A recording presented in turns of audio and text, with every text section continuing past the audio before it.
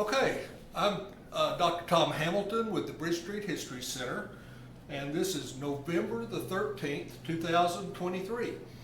And we are happy today to be able to interview Mary Saltarelli, our local Granbury and Hood County historian who's done a ton of fantastic work through the years for Granbury, and we appreciate her so much.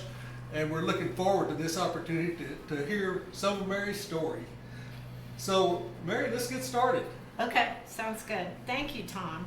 You're welcome. For having me, and to thank you, Bridge Street History Center, for wanting to hear about my work in Granbury and the people I worked with. We're looking forward to it. So, let's start at the first. Tell us about your beginnings. Where are you from, and when were you born, and all the good stuff.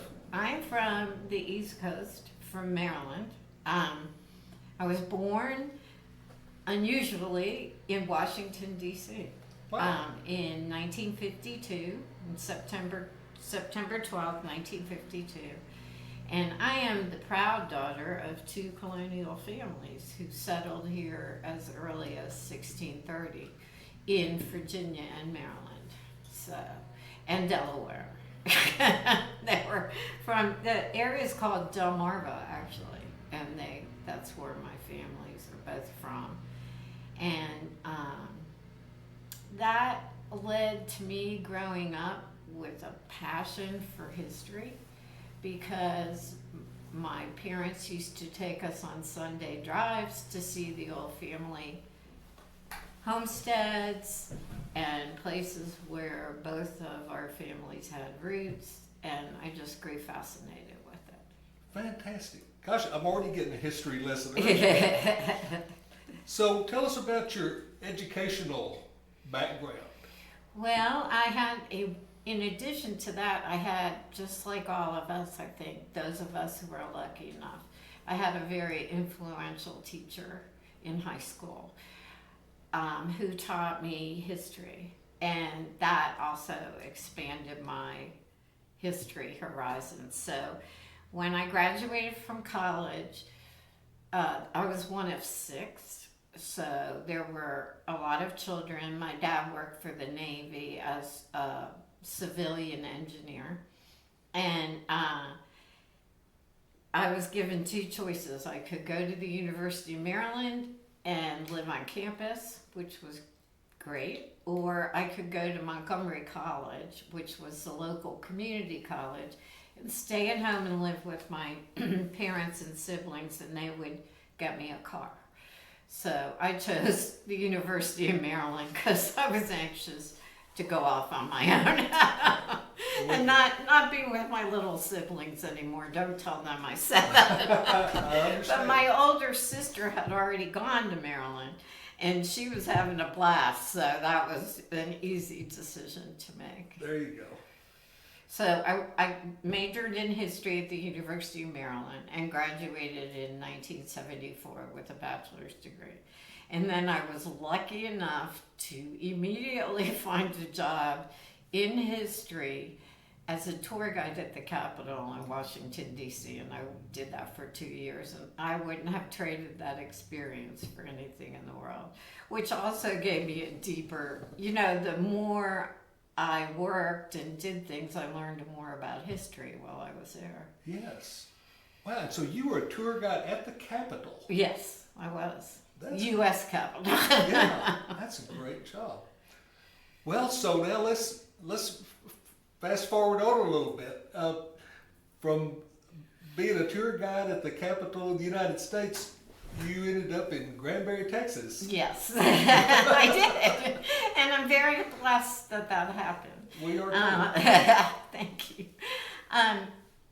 I met my husband in college, and he was an engineering major, and he was a year behind me in school. And so as I was working as a tour guide, he was getting his bachelor's in mechanical engineering, and he got a job at Comanche Peak. steam electric station in 1975 when it was just a hole in the ground. Right. And so I came down here with him, and we ended up leasing a place in Southwest Fort Worth for him until we married. And I went back home until we married. And he told me that when I came down, that he wanted to move to Granbury because I would love it. That in the meantime, he had found Granbury and that I would love it here. And he was right. I did love it here. Wow. So I came down after our wedding, and we moved here in January of 1976. And it was a culture shock because one week I was a tour guide in Washington, D.C., and the next week, well, it was actually 2 months later, I was living in Granbury, Texas. Yeah. And I felt like I stepped back in time about 20 years. Mhm. Seriously. No offense to Texas or Granbury at that time. But it was different. But I loved it immediately because everyone was so friendly here. Well, in 1976, there was a lot of action here too. I mean, it was a big change. Yeah, it was a big change. Yeah. Everybody seemed excited. Yeah. So, tell me about how you first got involved in the whole history situation here in Granbury. Well, the first few years that I lived here, I worked in Fort Worth for an insurance company. Okay. And when that job, the company, it was actually Equitable Life Insurance Company. It went into property insurance. And I was there for 5 years. And then they decided to get out of the property insurance business. And I was laid off. So I went to work for a store on the square on the south side called the Changing Scene, which is where, well, it's right in the middle of the south side. Mhm. And next to where 1890 is, between 1890 and the Opera House, where Right. Shirley Bradley's building was. I don't know if you remember her. But I went to work in there, and the lady's name was Terry Carvajal, and her husband built the hotel, the first hotel in Granbury out on 377, and I can't remember what the name of it was. Granbury, I can't remember. But anyway, it was a beautiful store, and I loved being down on the square. So then I got involved in the Hood County Historical Society and Commission. I just joined and started going to the meetings because I was very interested, obviously, having loved history. And this Western history, Texas history, was totally new to me. Right. I was really fascinated earlier with colonial history, but I found a whole new world down here. Whole new ballgame. Yeah, Western settlement, and it was fascinating. And so I read everything I could, and I was very interested. And while I was a member of the Historical Society, and I became chairman, it was the Hood County Historical Society and Commission, and I became chairman in 1985. And while I was there, I got to meet some of the most influential people in Granbury as far as the revitalization of the town square and the rebirth of the town square, which you mentioned was going on in 1976 Yes, when I ma'am. came here.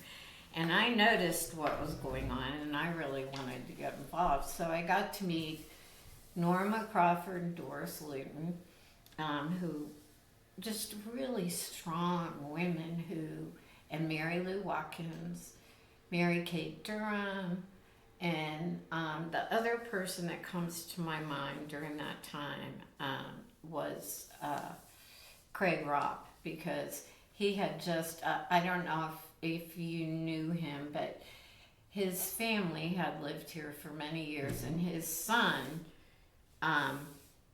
No, it was his brother. He wind the courthouse clock for years. Hugh, and his sons were here, but he was the chief legislative aide to Jim Wright the entire time. Craig was the entire time that Jim Wright was in the House, including when he was Speaker. And Craig retired before Jim left, about 2 years before, and he came back to Granbury and started.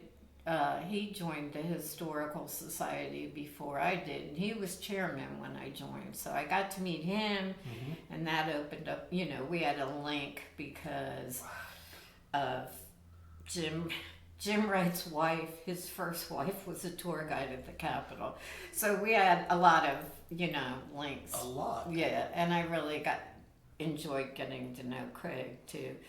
But the women there, I learned, just as in all early preservation efforts in the United States, the women were the movers and shakers. Not always. I mean, there were several men, and we'll talk about some of them later, but Craig was one of them, and there were others too. So,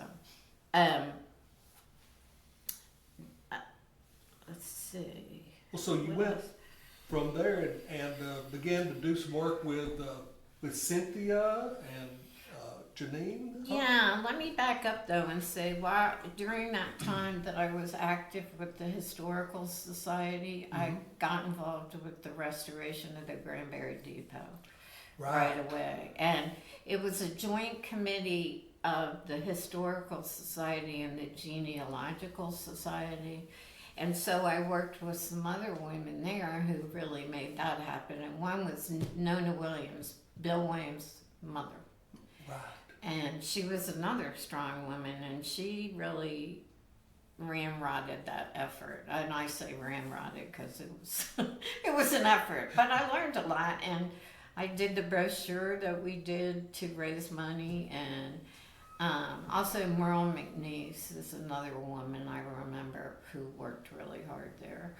And it's still open. They have an archives in there, and the Genealogical Society, and a wonderful website if you've never been on it. So it's come a long way since we all first started working on that. So yes, then I became really fortunate as when I became chairman after Craig stepped down as chairman of the Historical Society, I became chairman.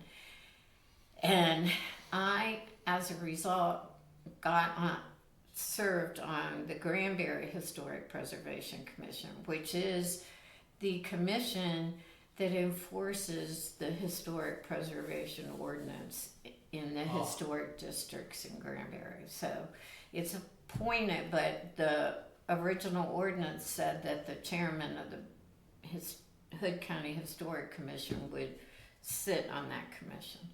And so I did that for 10 years also, or 9 or 10 years. And Janine was chairman, and Cynthia Brantz was on the committee. And they also are strong women. Janine was a merchant on the square, and Cynthia is an artist, or was an artist, that belonged to a group in Fort Worth, and I can't remember the name of the group, but she was really well-known local artist in the Metroplex. And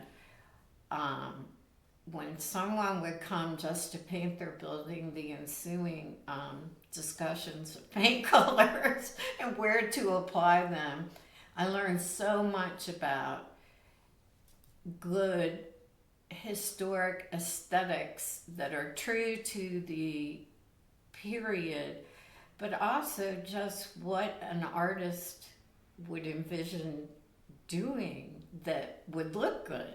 You know, that was not something I had had exposure to before. Yeah. Lots of exposure to history, but not so much historic preservation and how it's applied. As I learned many years as in training as a member, they said this is where the rubber meets the road in historic preservation, where the local people watch over the buildings and make sure they're maintained and appropriately. Yes. So, I got a taste of it when I was redoing the sign for my dental office. yeah. And I had no idea Yeah. that the color was quite, that they were as picky as they were about the color. Yeah. But it turned out great. They did know what they were doing. For Yeah. Sure. Cynthia was amazing, and Janine, may I say, rolled with an iron fist for as long as she could.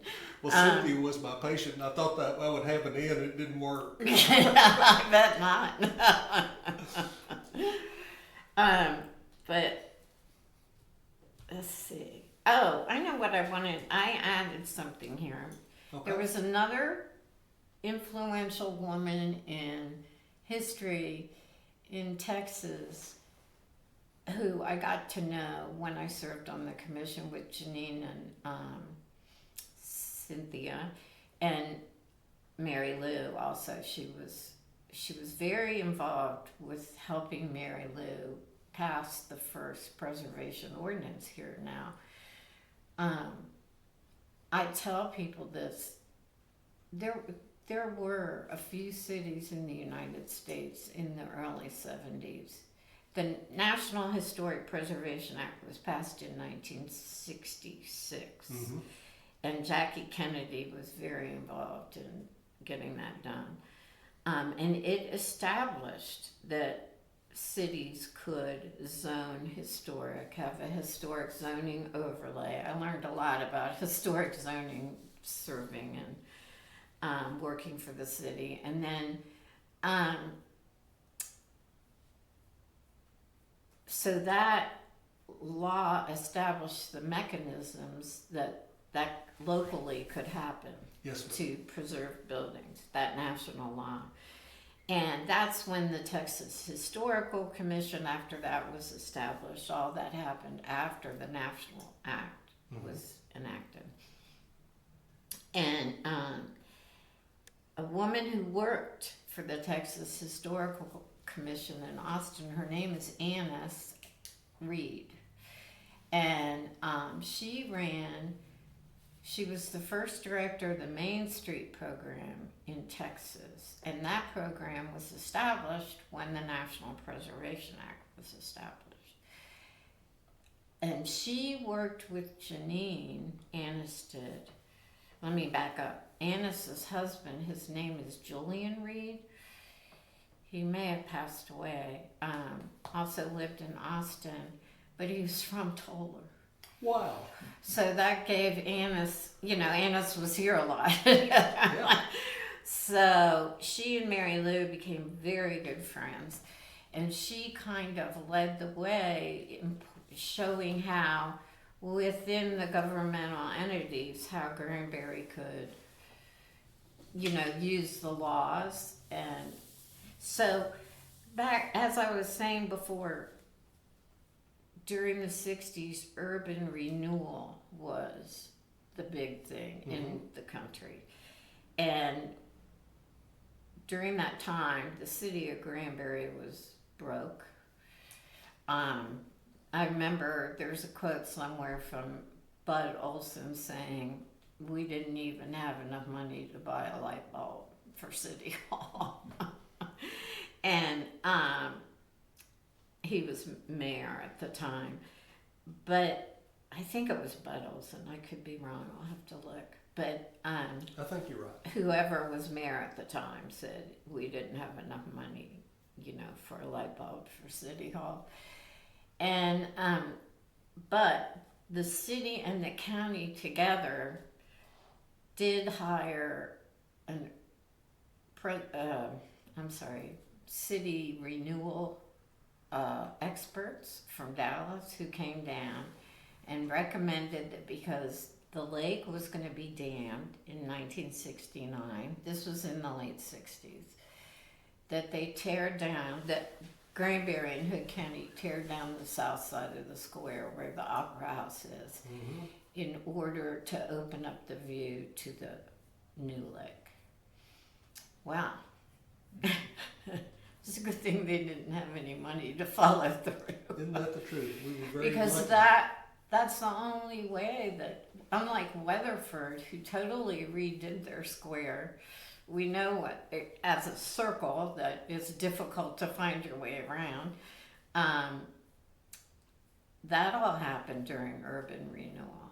We were very fortunate that our leaders didn't have the money to tear down the south side of the square. So And our then grant almost did us in. And then these women, these strong women came in and they led the way, you know.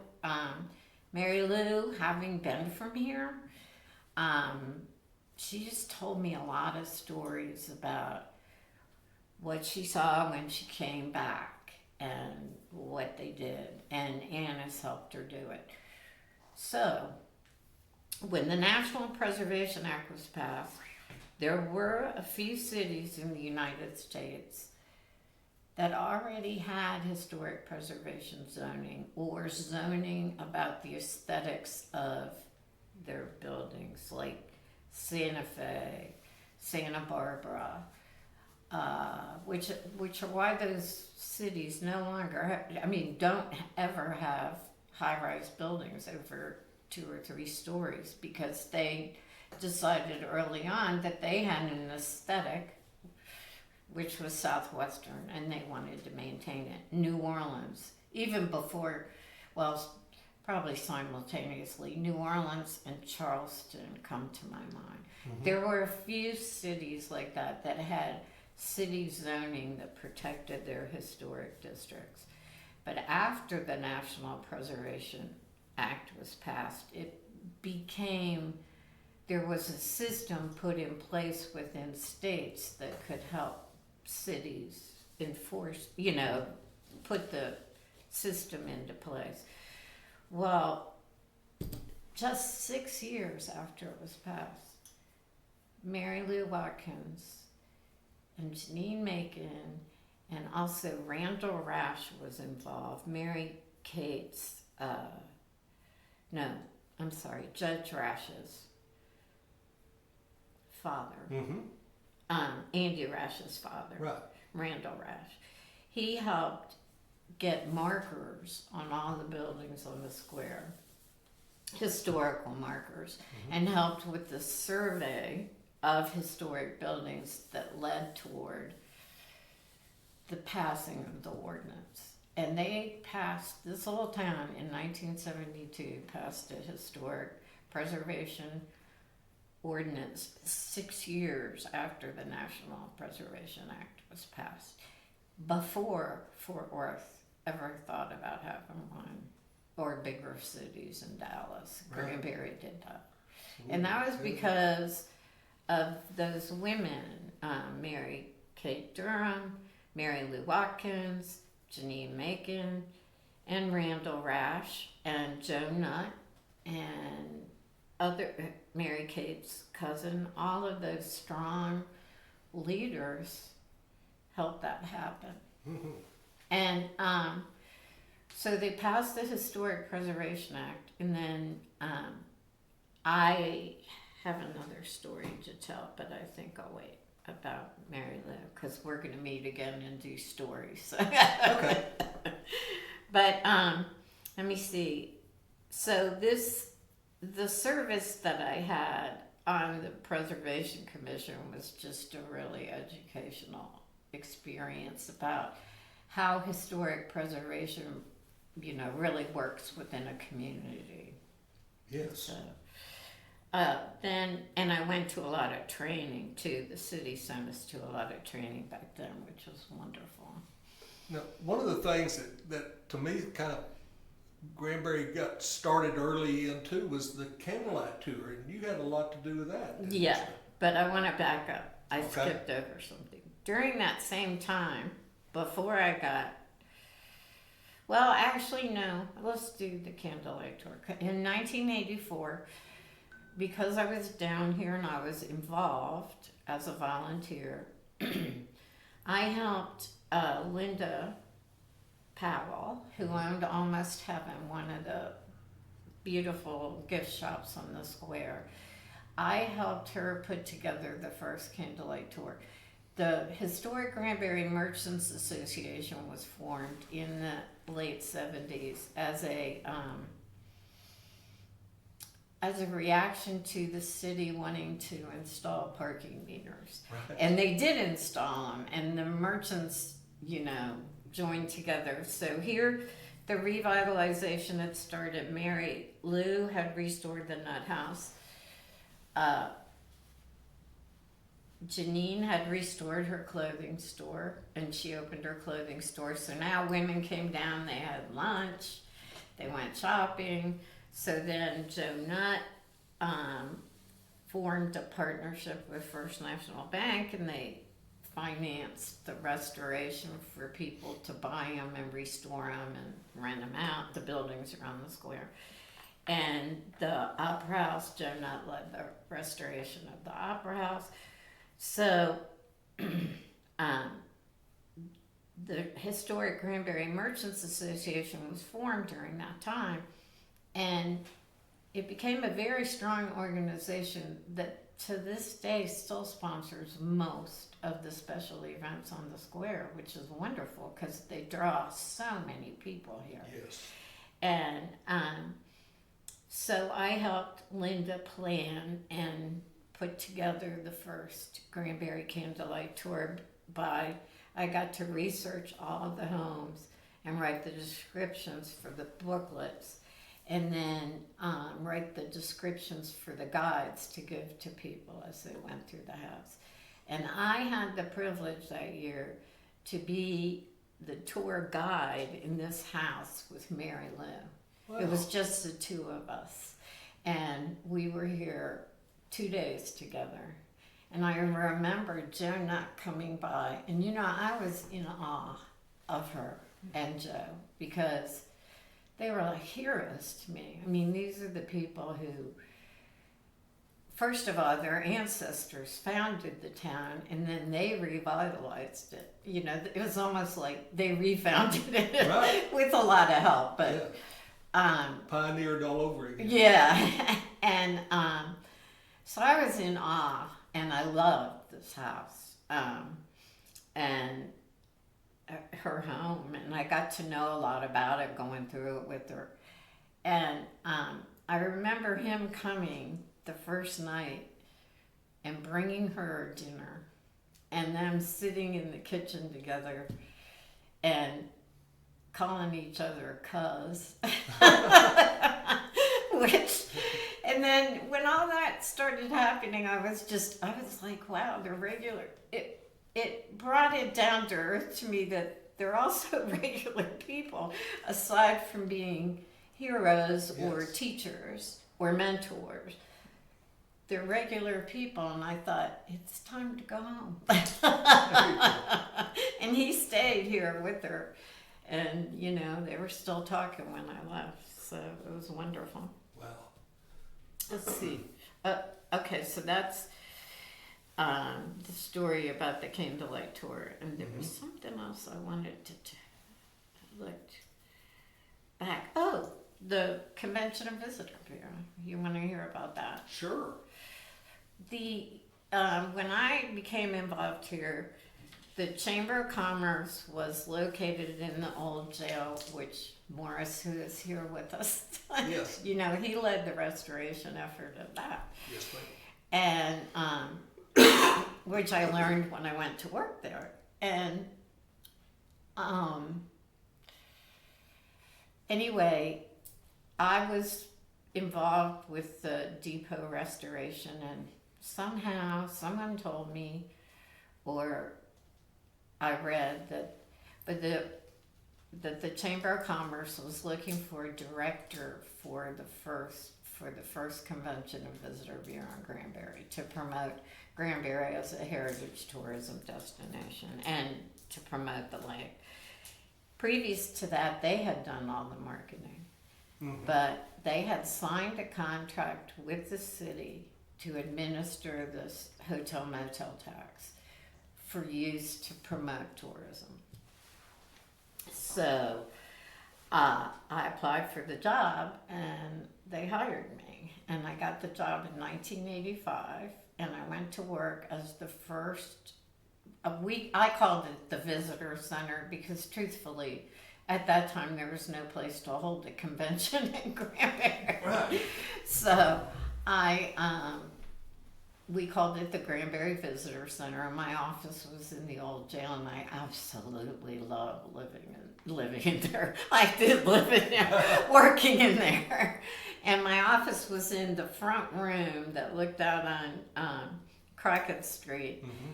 And I did have, they say that building's haunted, and we all had experiences there of feeling. I worked there oftentimes late at night by myself, and one night I just felt this presence.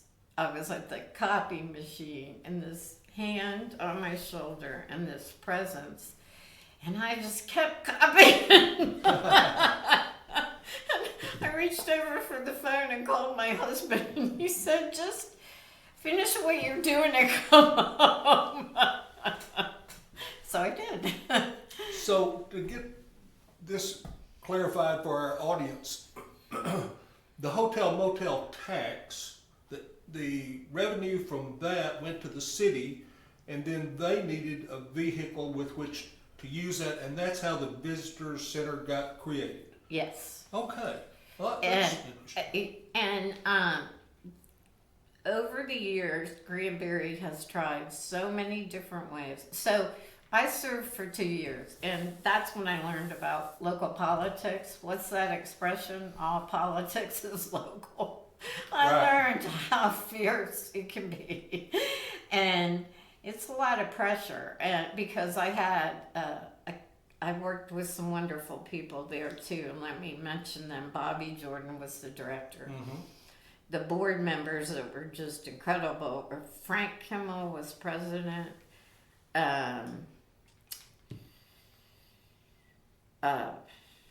Dee Gormley and John Duty were the chairs of the tourism committee that I worked with, And let's see, who else?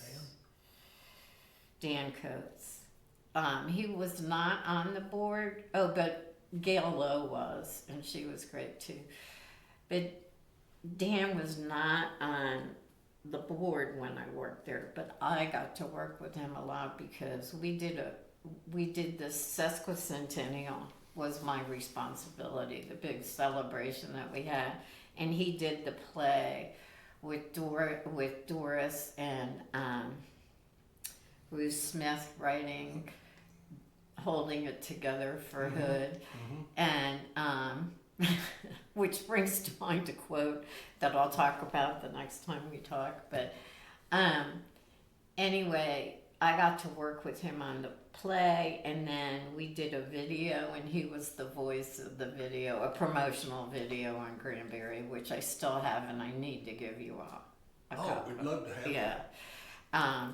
But he was the voice, so I got to know him and just formed a really special bond with him. And Judy even said that. He said they had some kind of bond. But and he was to me, I didn't have a lot of Western culture experience at that time, but he really led me into it. You could pick it up pretty fast from Dan. Yeah, you could.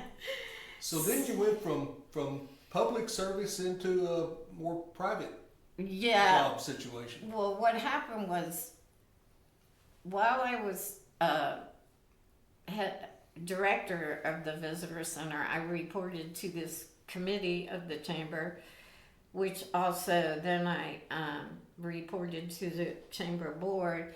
And then every quarter I had to go to city council in public and say how we spent the money.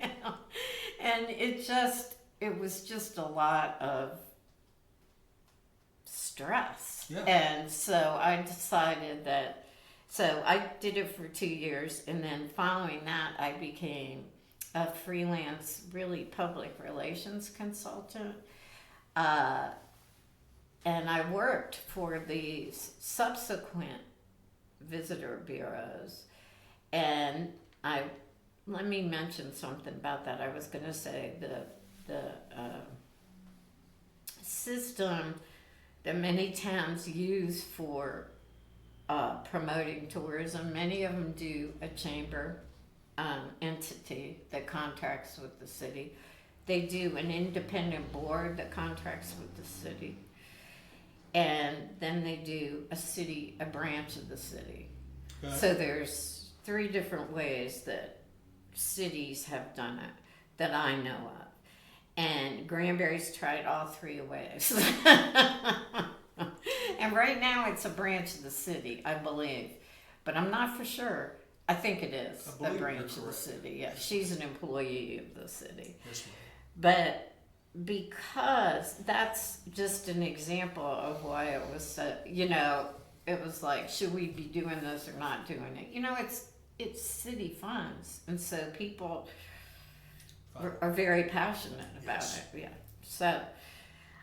So anyway, then Danny Reed was on the chamber board at the time, and he asked me to go to work for the bank. Well, I had to go talk to, John Henry Luton and James Hodges. And I got to go to work for the bank as a public relations consultant for a long time. I worked for them from 1987 until somewhere here, I have it, 2004. Mm-hmm. It was a long time, and I loved working there. They're just wonderful people. But the first project I did was I helped John Henry and James and Danny and Danny's sister, Sherry Matlock, plan the 100th birthday. And of course, John Henry's father, John Lee,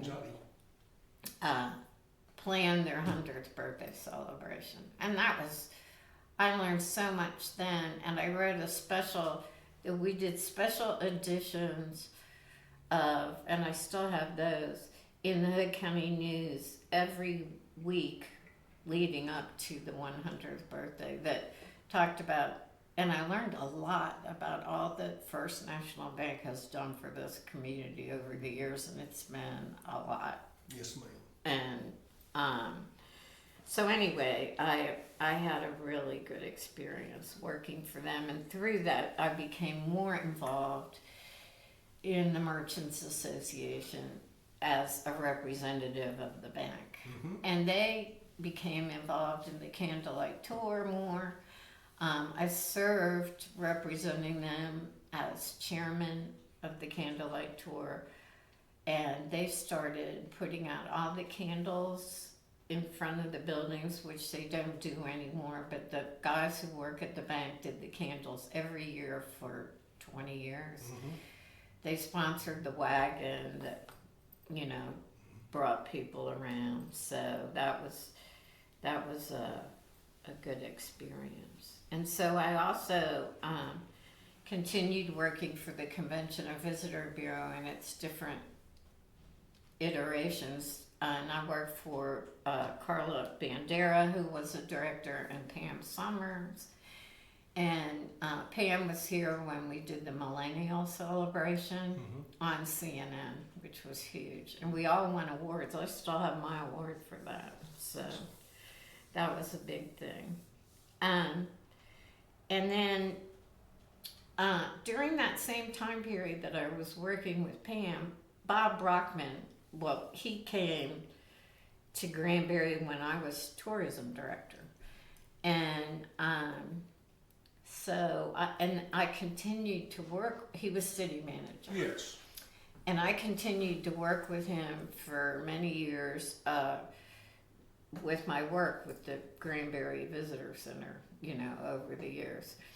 And he hired me then to work as the PR consultant for the Convention and Visitor Bureau, and the other half-time Granbury's Historic Preservation Officer, which the Historic Preservation Office ordinance says that the commission has to have a city staff person to work with.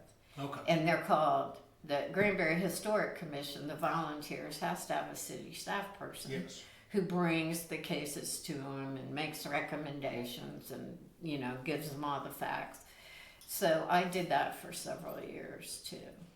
So by then I got really inspired through working. So when I was a member of the Preservation Commission with Janine and Linda Powell, we revised the city's historic preservation ordinance so that we could become a certified local government, which is a program through the National Historic Preservation Act that's administered by the Texas Historical Commission, but it provides grant funds to Granbury. And so we are still a certified local government. So we updated the historic preservation ordinance in probably, it was in the mid-90s. And then when I was historic preservation officer, we did a survey of the neighborhoods around the square, and it's a survey of historic resources, and we hired a consultant to lead us in doing that, and we all worked on it. So I learned so much about, you know, historic preservation and how it actually works in a community. And based on that survey, we expanded the historic district into all these neighborhoods. So then that's why this house is the Nut House, and Bridge Street History Center is in a historic district, because we did that year in 2001. Now, about how many neighborhoods are in our historic district? There's a map online that shows you on the city website, but it basically goes up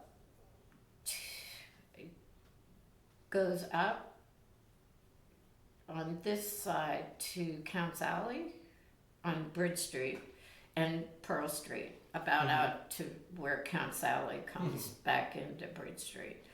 And then Counts Alley is in it, all the way to the creek is in it. And then it also goes, let's see, this is east, it goes west on Pearl and Bridge up to the school, the elementary school. Yes. And then it goes over to the lake. And on the north side, it goes down to the railroad tracks. Okay. And I think, but about how many different neighborhoods are there? Are there 4? Are there 6? Are there 3? well, there's this neighborhood. There's the neighborhood back where Diane lives, and all those houses along Doyle. Doyle's in it too. So all those houses along Doyle up to Morgan Street, that neighborhood. So let's see, that this would be 1. Diane's neighborhood, I would say, is 2. Then the Doyle Street neighborhood is 3. The Bridge Street neighborhood over there is 4. And then everything north of the square, 5. Okay. I was just curious. That's and then the north side, subsequently, as a consultant, I did a survey of the north side of historic resources for the city. After I got so inspired by all this work that I did, I decided to become, a new city manager came in, and he did not want to continue the arrangement that I had to work as the city for 2 jobs as a consultant. So that ended. And so This was Brockman's successor? yes. Okay. And so I decided at that point to get a master's degree in historic preservation, because I found that the consultant I hired to do the survey of the city, or that we hired, you had to have a master's degree in historic preservation to use the grant funds that we got. We got grant funds through the Certified Local Government Program. But if you wanted to be a consultant, historic preservation consultant, or do any historic preservation work professionally, you had to have a master's, and use federal funds, you had to have a master's degree. So I enrolled in a program at Goucher College in Baltimore, distance learning program, and I got my master's degree in historic preservation. I went back to Maryland to get my master's degree. So you did it online? Or I don't know if they had online then. We went every year that we were in the program, every summer that we were still a student, we went for 2 weeks and lived on campus and met with whatever courses we had coming up in the fall and the spring. We met with our classes, met the professors, and met the other students in the class. Mm-hmm. And then that was an experience in your 50s to live in a cinder block dorm room again. I'll bet.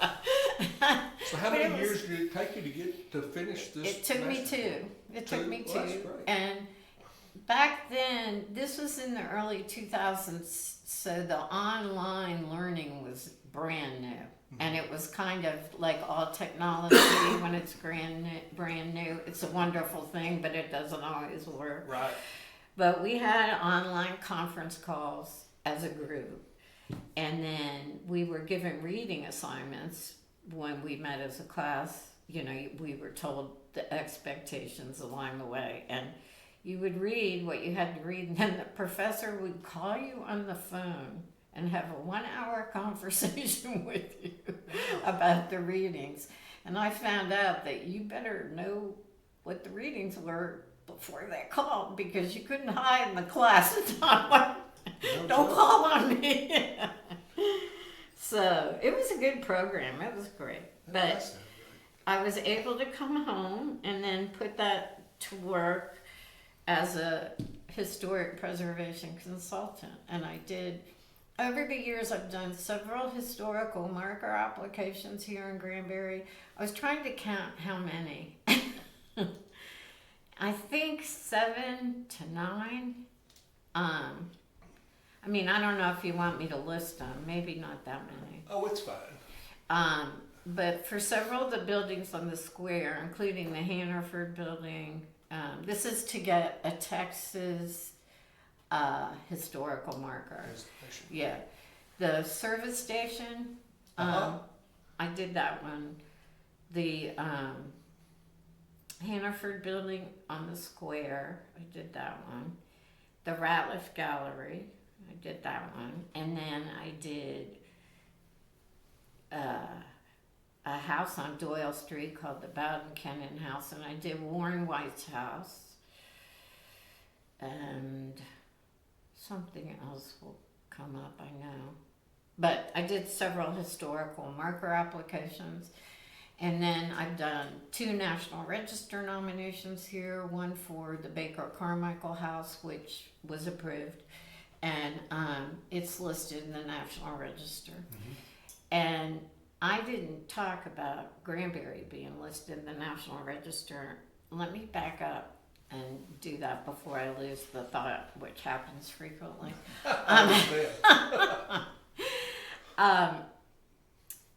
I was talking about the local preservation ordinance, but also of note, and I'll tell a story about it next time, but Granbury was the first town in the state of Texas, or first town square in the state of Texas, to be listed as a National Register district in the National Register of Historic Places.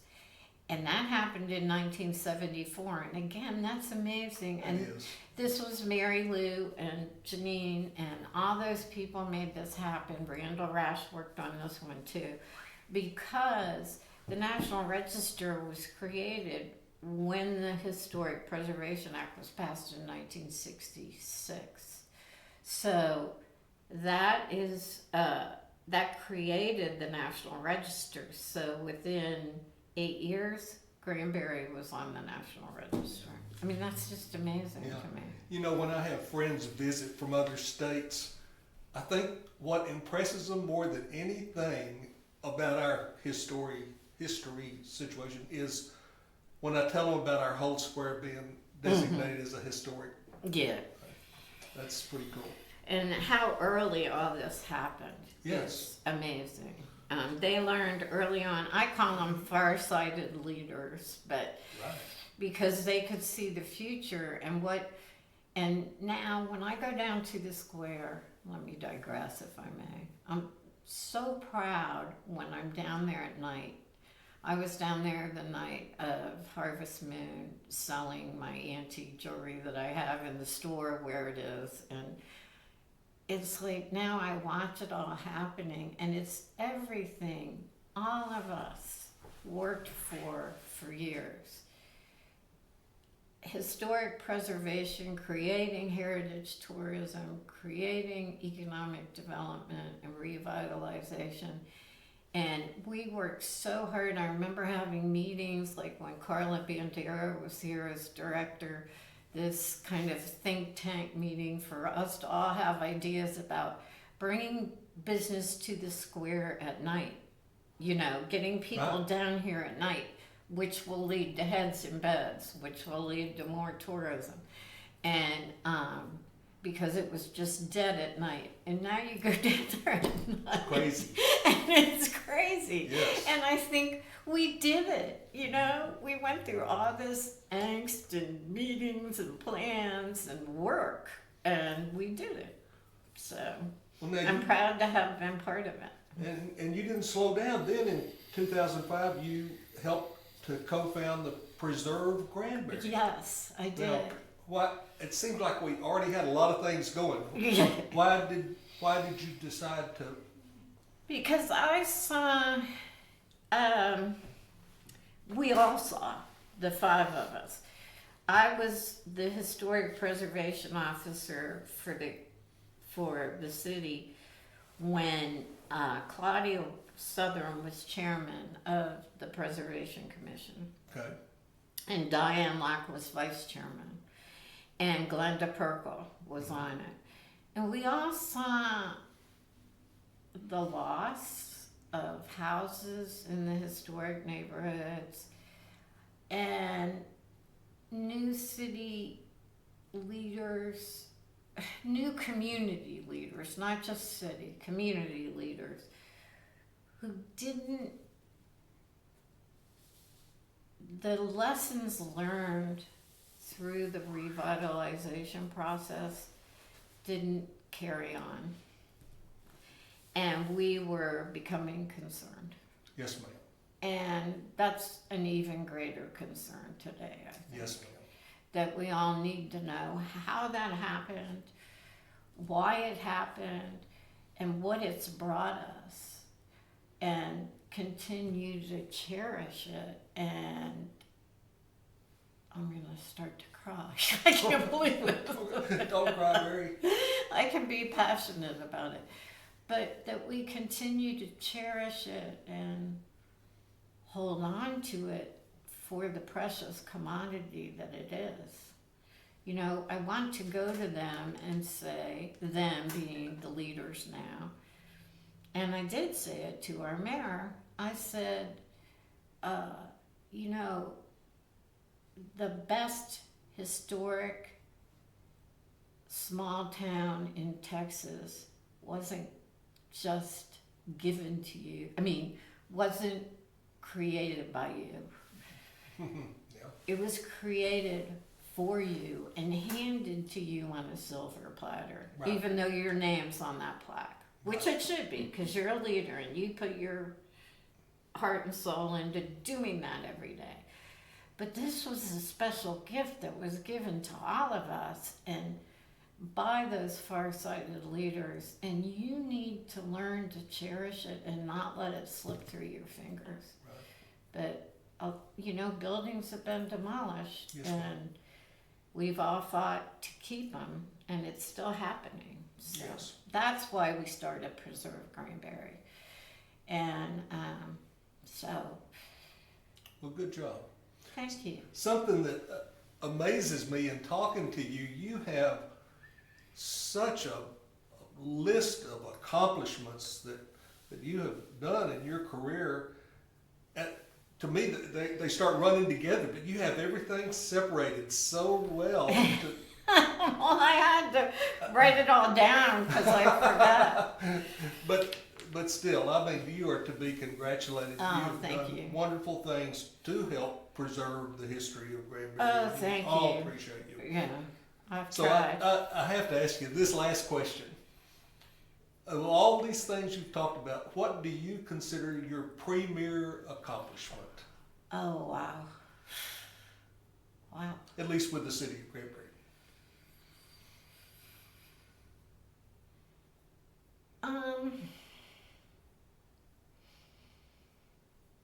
I think the things I was able to achieve, the bigger picture things, and I say I, and I don't mean I, we, the people who I worked with on the Preservation Commission, I would say updating the ordinance so we could be a certified local government, which we still are, and those grant funds are available, and expanding the historic districts to protect the neighborhoods around the square, and then also heritage tourism promotion, and like I said, seeing the results of that and working on that for so hard for so many years, that too. Very good. Well, Mary, again, thank you so much for all of your service. You've been a wonder, and all the people you've talked about today. If we ask any of them who was a great leader in historic preservation, you'd be one of the first names that came up. Thank you. I learned from the best. All right. Well, Thank you, Tom. I really appreciate it. you're welcome.